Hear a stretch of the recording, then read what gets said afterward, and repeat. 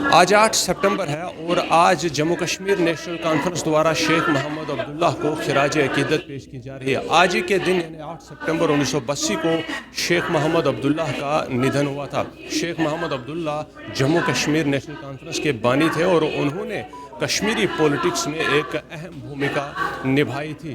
भारत के साथ जम्मू कश्मीर के एक्सेशन में शेख मोहम्मद अब्दुल्ला ने सबसे अहम भूमिका निभाई थी और उन्हें लैंड रिफॉर्म्स के लिए भी जाना जाता था। उन्होंने लैंड टू टिलर एक्ट जो है वो लाया था और उसके बाद जम्मू कश्मीर में फ्यूडल लॉर्डशिप को ख़त्म कर इसे सेक्युलर डेमोक्रेटिक सोसाइटी बनाया था। शेख मोहम्मद अब्दुल्ला को आज कश्मीर नसीम बाग में एक खिराज अकीदत जो है वो खुद उमर अब्दुल्ला चीफ मिनिस्टर द्वारा और साथ ही साथ डॉक्टर फारूक अब्दुल्ला द्वारा भी जो है वो दी गई है, जहाँ पर कुरान ख्वानी की गई और फातिहा ख्वानी भी की गई है। शेख मोहम्मद अब्दुल्ला ने इसके अलावा भी बहुत सारी जो भूमिकाएं हैं वो निभाई। अगर हम 1948 से लेकर 1953 की बात करें तो शेख मोहम्मद अब्दुल्ला जम्मू कश्मीर के पहले प्राइम मिनिस्टर बने एक्सेशन के बाद, और वहीं इंदिरा शेख अकार्ड के बाद 1975 से लेकर 1982 तक शेख मोहम्मद अब्दुल्ला ने जम्मू कश्मीर के प्राइम मिनिस्टर की भूमिका भी निभाई थी। शेख मोहम्मद अब्दुल्ला आज भी शेर कश्मीर के नाम से जाने जाते हैं और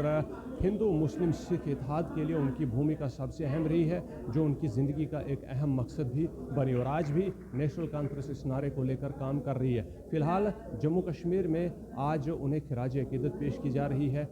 खासकर कश्मीर नसीम बाग में खुद उमर अब्दुल्ला और डॉक्टर फारूक अब्दुल्ला द्वारा जो है वो ये खिराज अकीदत दी गई है। वहीं जम्मू के शेर कश्मीर भवन में भी यहाँ पर डिप्टी सीएम सुरेंद्र चौधरी और पार्टी के बाकी मायनाज लोग पहुँचे हुए हैं, जो शेख मोहम्मद अब्दुल्ला को खिराज अकीदत भी यहाँ पर पेश करेंगे और साथ ही साथ कुछ बातचीत और कुछ गिने चुने सवालों का जवाब भी यहाँ पर उनसे तलब किया जाएगा। पूरी तफसील के लिए बने रहिए वीडियो के अंत तक।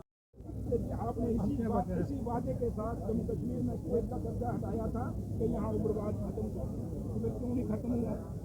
इसलिए हम हमेशा डॉक्टर फारूक अब्दुल्ला साहब ने, उमर अब्दुल्ला साहब ने हमेशा एक बात कही है कि मिलिटेंसी चाहे किसी भी मुल्क के अंदर है या किसी भी देश या स्टेट के अंदर है, वो हमेशा खतरनाक है, उसको ख़त्म करना हमारा काम है। और नेशनल काउंसिल वो जमात है जिसने अपने मिनिस्टर खोए इस मिलिटेंसी में, अपने लीडर खोए, कितनी बड़ी कुर्बानियाँ इस नेशनल काउंसिल की हैं। इसलिए ये सवाल आप बीजेपी से पूछें कि ये बार बार उग्रवादी कहाँ से आ रहे हैं, ये मिशन कहाँ से आ रहे हैं, ये इनकाउंटर क्यों हो रहे हैं जब आप कहते हो कि जम्मू कश्मीर में उग्रवाद खत्म है। सर, दूसरी तरफ जो कश्मीर में हजरतबल में हुआ है नेशनल एंथम के साथ, वहाँ पर कुछ लोगों को अभी डिटेन किया जा रहा है, कैसे आप देखते हैं? और ये जो घटना हुई है क्या ये उचित थी? देखिए, जब भगवान राम जी का मंदिर बना या दुनिया में या देश में जहाँ भी चाहे मंदिर बने, चाहे गुरुद्वारे बने या मस्जिद बने, आज तक कभी रवायत नहीं रही कि वहाँ पे कोई स्टोन या कोई पत्थर कोई लीडर लगाएगा।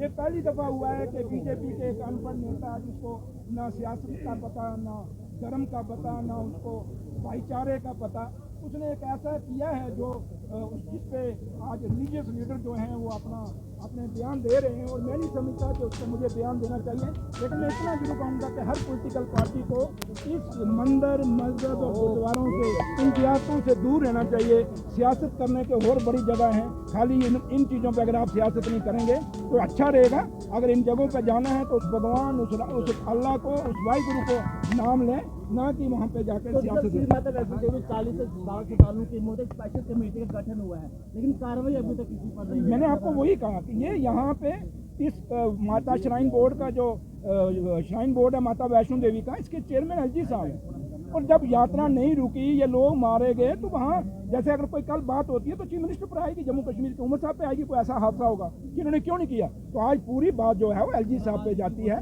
जो कमेटी बनाएगी वो एलजी साहब के मुलाजिम हैं, वो उनके अंदर आते हैं। तो इसलिए हम हिंदुस्तान की सरकार से अपील करते हैं, ऑनरेबल होम मिनिस्टर साहब से, कि आप दिल्ली के सुप्रीम कोर्ट के जज की क़यादत में कोई कमेटी बनाएं जिसमें एलजी साहब का भी रोल देखा जाए, उसमें सीओ साहब का भी रोल देखा जाए, और जो एजेंसी हैं जिन्होंने वहाँ गलती की है सबका रोल देखा जाए। Thank you. त्रिकुटा पर्वत पर जो बुलडोजर चलाया जा रहा है, एक मंदिर माना जाता है त्रिकुटा पर्वत को, लेकिन उस पर जिस तरह देखिए, जो अमित शाह साहब की जो मीटिंग हुई, जो आपने भी सुना होगा, वहाँ पे एलजी साहब को पूछा गया है, मैंने जो सुना है कि ये इतनी इंक्रोचमेंट क्यों की गई है। माता वैष्णो देवी पे जो चीज़ें बनाई गई हैं, मैं कुछ चीज़ें यहाँ नहीं कहना चाहूँगा, ये कहीं बड़ा सवाल खड़ा करता है कि हमारे पुराने टाइम में लोग यात्रा करते थे, आज आप गोंडोला भी ऊपर लेके जा रहे हैं, गाड़ियाँ भी ऊपर लेके जा रहे हैं, सड़कें भी लेके जा रहे हैं, सब कुछ। ये तरक्की के नाम पे माता का व्यापार बंद होना चाहिए। मेरी माँ बड़ी शक्तिशाली है, मेरी माँ ने जम्मू कश्मीर को बहुत कुछ दिया है, इस हिंदुस्तान को बहुत कुछ दिया है। वहाँ माँ का खून चूसने के बजाय, माँ के ऊपर एक बिजनेस बनाने के बजाय आप माँ में श्रद्धा रखें। आज तक श्रद्धा रही तो कभी कुछ नहीं हुआ। आज जब बिजनेस के लिहाज से आप माता वैष्णो देवी को देखेंगे तो फिर वहाँ कहीं ना कहीं आपको ये चीज़ें, माँ की शक्ति जो है, क्योंकि हम उस आस्था से आते हैं जहाँ हम गलत करेंगे वहाँ हमारा भगवान जो है हमें सजा देगा। ये सजा मिलनी इनको चाहिए, लेकिन मिली उन गरीबों को है जो गरीब वहाँ यात्रा करने गए थे। Thank you. सिंबल को जो तोड़ा गया है, SC/ST की मांग की जा रही है, जिन लोगों ने इस तरह की हरकत, मैंने वही कहा कि वो चीज़ जो है गलत है कि अगर किसी की आस्था से नहीं करना चाहिए, छेड़छाड़ नहीं करना चाहिए। जैसे हमारा अपना धर्म है, मैं हिंदू हूँ, अगर मेरे हिंदू धर्म पे कोई छेड़छाड़ करने की कोशिश करेगा तो मैं किसी भी पॉलिटिकल पार्टी में हूँगा, मैं बोलूँगा। इसीलिए उसी तरह सरदार है, अब किसी भी पार्टी में होगा वो बोलेगा, उसी मुसलमान है वो किसी भी पार्टी में होगा, बट जब आप उसके धर्म के साथ छेड़छाड़ करोगे तो वो जरूर बोलेगा। इसलिए ये PSA से मसला सुलझने वाला नहीं, बल्कि उल्टेगा।